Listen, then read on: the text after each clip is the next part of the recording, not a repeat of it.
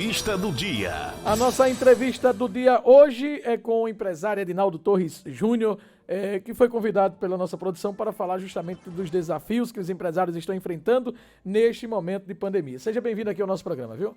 Muito obrigado, Bassan. É um prazer para a gente estar aqui participando do seu programa. Queria cumprimentar todos os ouvintes dessa grande audiência e as pessoas também que nos acompanham aí pelas plataformas digitais, o YouTube, Instagram. Muito boa tarde a todos. Para a gente falar justamente desse momento desafiador que vive o setor produtivo e a economia de um modo geral. Desde o início da pandemia, foram muitos desafios, muitas barreiras que foram encontradas. Quais os principais pontos que a gente poderia pontuar aqui, as principais dificuldades encontradas pelos investidores e pelos empresários? Então, Bassan, num primeiro momento, quando a gente recebeu, essa situação, esse comunicado de lockdown em 2020, mais precisamente falando, em março do ano passado, tudo era muito novo, porque não só o Brasil, mas o mundo passou a viver uma situação que as pessoas que enfrentaram alguma coisa parecida, elas já morreram, porque isso aconteceu há 100 anos, exatamente em 1920. Então, a gente, no primeiro momento, quando o governo decretou o lockdown no estado, surgiu um medo muito grande do desabastecimento, de alimentos, de bebidas, não estou falando de bebida alcoólica, mas de água mineral. Então, era uma coisa muito nova, a gente não sabia o que ia acontecer. Temia-se por uma corrida aos supermercados, já que nossa empresa ela tem esse papel de ligar as indústrias, principalmente aos supermercados, e a gente sabe que a população ela se abastece, ela compra alimento para sua casa nos supermercados. Então, era uma coisa completamente louca, porque a gente não sabia o que fazer. Não sabia se os funcionários iam se contaminar, se os motoristas que faziam as entregas, principalmente, as equipes de entrega, se elas seriam contaminadas e se aquilo poderia levar, inclusive, a uma parada definitiva nossa. Era uma coisa, foi muito complicado. Uhum. Foi assustador. Graças a Deus, naquele primeiro momento, poucos funcionários se contaminaram, no início da pandemia, e a gente foi incluído como atividade essencial, mas, assim, inclusive para a gente, como atividade essencial, foi muito complicado. Hoje a gente já domina, entende melhor, estamos com a grande parcela das pessoas aí já sendo vacinadas, os funcionários foram incluídos, os motoristas já se vacinaram, então é uma situação assim que a gente hoje olha com mais normalidade, mas no primeiro momento a palavra que eu poderia resumir essa questão da Covid é uma coisa assustadora. Uma coisa que foi observada foi o aumento absurdo de alguns produtos, por exemplo, o óleo de cozinha, o arroz, o leite teve um aumento também. A que se deve isso? Então, o que acontece? O mercado, independente de qual que seja o produto, a gente está falando aqui de alimentos, mas se a gente falar de carro, de automóvel, de motocicleta, de vestuário, tudo é regido pela demanda. Então, infelizmente, a gente precisa ter essa visão e entender que o auxílio emergencial liberado pelo governo federal para socorrer as famílias, ele tem um peso muito grande, não porque o dinheiro provocou o aumento, mas é porque muita gente que não tinha acesso ao produto, à alimentação, por exemplo, passou a buscar a comida porque ela não tinha dinheiro para comprar. E aí gera uma falta, um desencaixe na escala de produção de muita indústria, gerou falta. Hoje o Brasil vive uma situação difícil. Falta papelão no Brasil, falta aço no Brasil, falta container para transportar os produtos que são exportados daqui. Tudo isso provocado por uma alta na demanda. Então o preço aumentou porque a circulação de dinheiro no mercado ela foi muito maior do que o que vinha ocorrendo nos últimos 2 anos. Isso aí é fato. Nós temos no caso nosso, por exemplo, do Shark, Você olha para a carne bovina, o preço médio nosso de compra de carne em 2020, ele foi 52% maior do que em 2019. Então, não é que nós, como distribuidores, queiramos aumentar preço. A gente simplesmente repassa o que a indústria entrega. Então, não tem o que fazer. Sim, sim. Falando de um produto Shark, mais especificamente a carne de um modo geral, porque a carne bovina cresceu muito. Questão do preço também. Por exemplo, a picanha chega hoje a quase R$100 o quilo. A Shark, que antes você conseguia encontrar por R$18, R$20, hoje é uma média de R$35 a R$40. Isso fez com que houvesse queda, as pessoas diminuíram o consumo? Claro, o Brasil hoje ele registra o menor consumo de carne bovina entre a população brasileira dos últimos 25 anos. Então a gente está falando hoje em 2021 do consumo de carne bovina de 1996. O consumo médio por habitante no país, ele é equivalente ao que se consumia em 1996. Aí você fala, mas isso se deve absolutamente provocado? Isso é provocado pelo preço? Claro que é. E por que esse preço sobe? Não é porque o brasileiro está comendo mais. É porque países, principalmente a China, ela veio para o Brasil com um dólar muito favorável para quem está fora.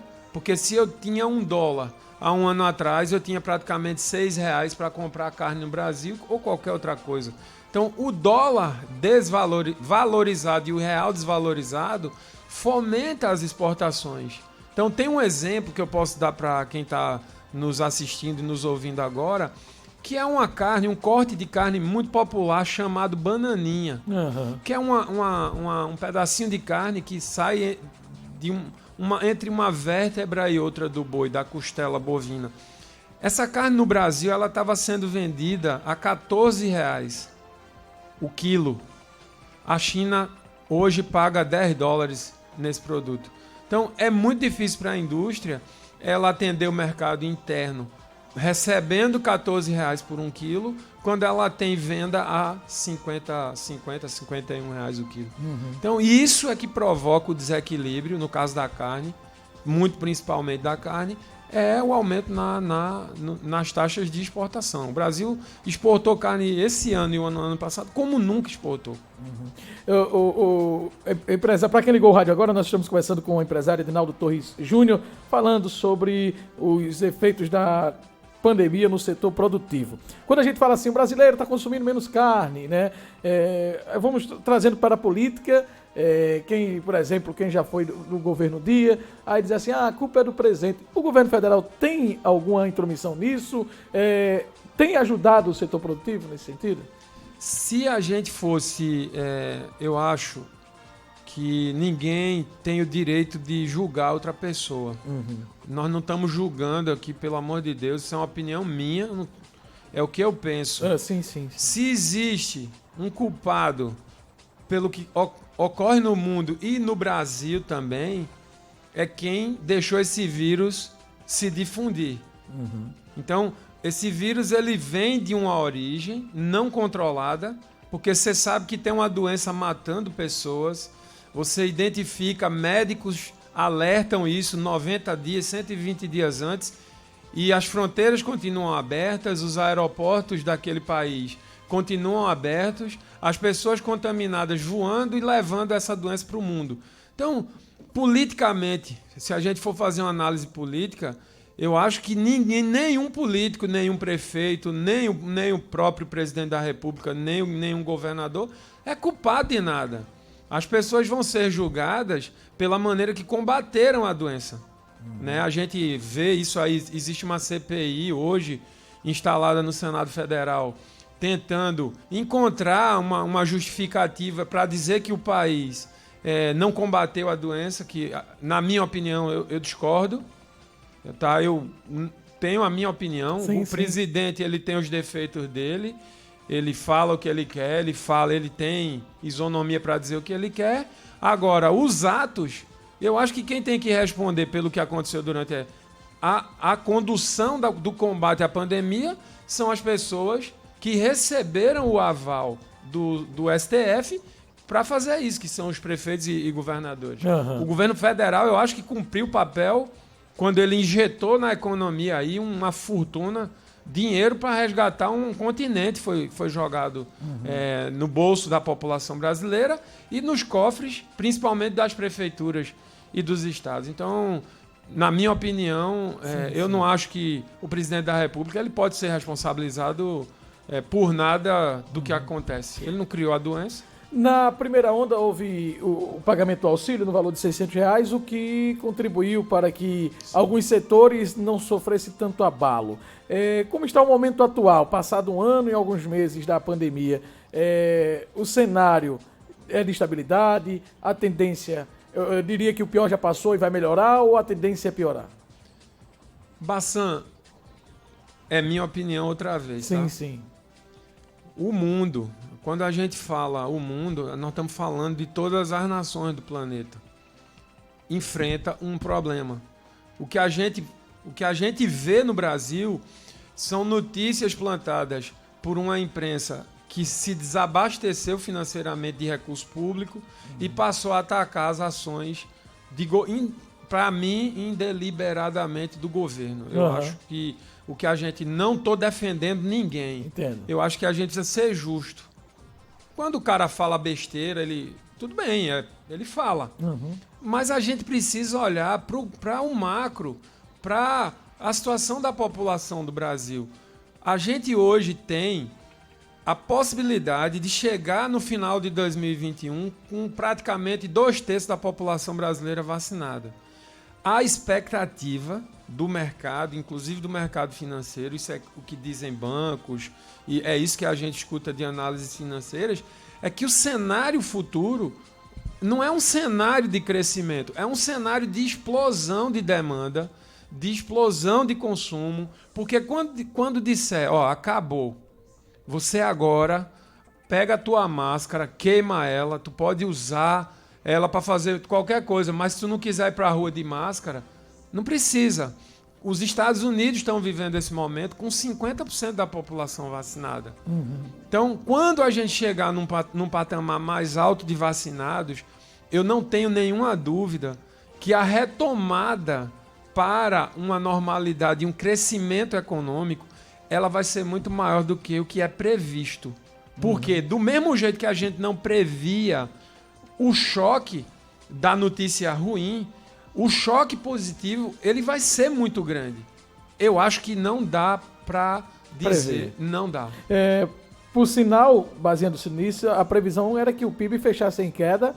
O primeiro trimestre fechou com 1,2% de positivo, né? Então, analistas já estão prevendo 4% ao final deste ano. O que é que isso representa? Isso representa emprego, isso representa fortalecimento da indústria, fortalecimento do mercado. O setor de serviços, quando eu falo setor de serviços, eu estou me referindo a restaurantes, a bares, a empresas que fazem cerimoniais de casamento, de formatura. Tudo isso está parado, esse dinheiro ele não está circulando. Então, na hora que a pandemia ela for contida, ou a taxa de disseminação de infecção ela cair a níveis de segurança, eu não tenho nenhuma dúvida que vai acontecer uma explosão de consumo. Isso aí. E em relação à PIB, hoje fala-se em crescimento de 4%, mas essa taxa está sendo revisada semana após semana, porque os indicadores econômicos mostram que o Brasil é um dos países que melhor se saiu economicamente falando no período da pandemia. Então, se a gente, com todos esses problemas, com todas essas críticas que o governo federal está recebendo, apresenta uns indicadores de níveis tão altos, eu fico me imaginando o que vai acontecer quando essa coisa normalizar. Então, assim, a gente precisa ser realista. O Brasil viveu uma época de usurpação do poder e do dinheiro, né, público, dinheiro produzido por nós, empresas, funcionários públicos que contribuem e pagam seus impostos. O nosso dinheiro foi distribuído para outros países baseado em ideologia política, minha gente. Então nós trabalhamos aí 30 anos, especificamente, muito mais concentradamente nos últimos 16, para mandar dinheiro para outros países. Imagina se isso fosse gasto com responsabilidade, se a gente, ao invés de ter construído sei lá quantos estádios para fazer uma Copa do Mundo, nós tivéssemos feito hospitais no Brasil, porque talvez você não saiba. No início da pandemia, em março de 2020, o Brasil tinha em torno de 6.700 hospitais. E apenas para atender 220 milhões de pessoas, o Brasil tinha 14 mil UTIs. 14 mil leitos de UTI. Esse era o número que o Brasil entregava para a sua população de leito de unidade de terapia intensiva. Começa uma pandemia, os governos constroem diversos hospitais de campanha, a pandemia não se manifesta, os hospitais fecham, falta mais uma vez leito e passa a morrer gente, a gente perdendo amigo, as pessoas perdendo seus parentes. Isso é muito triste. Né? A gente precisa aceitar isso e ver que as pessoas que usaram mal esses recursos sejam julgadas. É o que a gente espera, né? Para finalizar, você como empresário automaticamente gera empregos. Durante esse período da pandemia teve que demitir muita gente? Nós não demitimos, graças a Deus, nós não demitimos ninguém. A gente continua com a mesma equipe. Né? A pandemia ela não provocou nenhum corte, nenhum desligamento. Graças a Deus. Por quê? Mas isso é reflexo da área que nós atuamos. Sim, sim. Enquanto eu digo isso, eu posso também dizer para você que eu conheço dezenas de pessoas, de empresários que fecharam seus negócios. Essa semana eu liguei para pedir um almoço no domingo e eu descobri que mais um restaurante fechou em Vitória. O restaurante do Léo fechou as portas devido a esse procedimento do governo do estado de fechar os restaurantes nos finais de semana até um determinado horário. Então, infelizmente, muita gente não resistiu, Bassam. Isso é que é o mais triste. Nós agora esperamos que... eu continuo com a máxima de que o pior já passou, porque não é possível que a gente tenha outra onda. O pessoal, o percentual de vacinação tem crescido. Aqui em Pernambuco, nós já temos aí quase 2 milhões de pessoas vacinadas. Então, eu diria que a tendência é melhorar. E é para isso que a gente torce. É isso que a gente espera, né? A gente acredita que num prazo curto a isso seja mesmo abrandado. E vamos pedir a Deus, né, que proteja as pessoas que ainda não se contaminaram e também não se vacinaram. Né? E rezar e pedir que realmente a gente passe por isso, todo mundo como a gente está hoje aqui, e isso termine. É o que eu mais desejo. Para finalizar, a carne de charque, que a gente gosta muito, tem alguma perspectiva de reduzir de preço? Não. Infelizmente, essa última pergunta, ontem eu recebi um contato lá dentro da JBS, que é o maior produtor de proteína e o maior abatedor de boi do país. A JBS, ela tem uma escala mensal de 700 mil animais para matar. E a tendência de carne ainda é subir. Infelizmente, é triste você chegar no supermercado e ver 1 quilo de carne no balcão a 40, 45 reais. O tradicional, a charque verdadeira. É muito triste. Vai subir. Deve subir. Ok. Júnior Torres, muito obrigado pela sua participação. Esse crescimento do PIB, só a última pergunta, Mariel me lembrou de uma coisa muito interessante, a questão do agronegócio, que é o maior impulsionador, né? Por que mesmo na pandemia, o agronegócio continua crescendo? O agro, no Brasil, ele tem uma capacidade de produzir alimentos para atender 1 bilhão e 200 mil pessoas. A capacidade produtiva do Brasil de milho, soja, principalmente de grãos, de carne bovina, quando isso é somado, a gente tem capacidade, terra fértil, agricultura de ponta, tecnologia para abastecer 6 vezes a população brasileira. Então, o que me deixa muito triste é saber disso e a gente ter que pagar caro para alimentar o mundo. Então, o agro, sim, eu acho que em 10 anos é o setor que mais vai crescer no Brasil, porque quando você olha para a Europa, Você olha até para os Estados Unidos, são países que, pelo menos num período de 12 meses, eles têm um inverno muito rigoroso que dura, no mínimo, 4 meses. No Brasil, nós temos culturas produzindo até 3 safras. Então, isso no hemisfério norte, isso é impensável. Aí você olha para a África, na maioria do seu território, é de terras inférteis, é deserto, a gente tem o Saara lá dentro, é muito seco. O Oriente Médio não produz nada. Então, o Brasil é o celeiro do mundo, o Brasil é o reservatório de água potável do planeta, e é por isso que as grandes potências, elas achincalham, elas atacam, elas ofendem o governo, porque elas estão interessadas em terras brasileiras e na nossa água, isso é fato. Ok.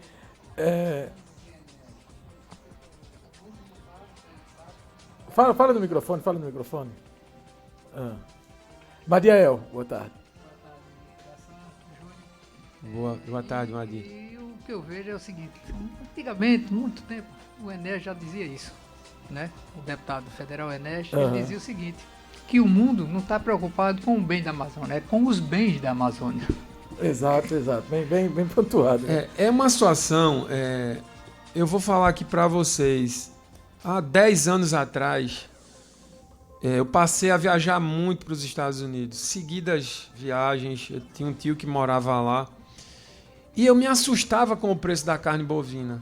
Era um preço absurdo. Eu cheguei ao ponto de passar um dia com um pedaço de um filé mignon num caixa de um supermercado americano, e eu vi um outro cliente, o cara se espantar porque eu estava levando aquela carne.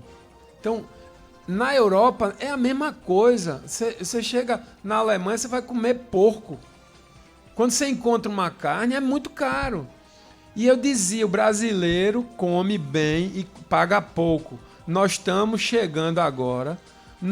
Está acontecendo com a carne o que aconteceu com gasolina. A gente não paga o preço pelo que produz. Paga o preço que o mercado externo paga nele. Então nós estamos hoje com a dolarização da economia e de alguns produtos alimentícios que vêm parar no nosso bolso. Isso é a pior parte, entendeu? É uma coisa que o Brasil produz muito e passa a vender muito caro para o seu povo. Deixa eu me despedir, senão eu passo a tarde aqui conversando com você, que a gente aprende muito. Que é isso, mas fica aqui o convite para outras vezes, para que a gente possa tratar do assunto da economia e, quem sabe, com os números mais positivos ainda. Muito obrigado pela sua participação, viu? Foi um prazer estar aqui, Bassano. Um prazer todo nosso. Agora vamos ao intervalo.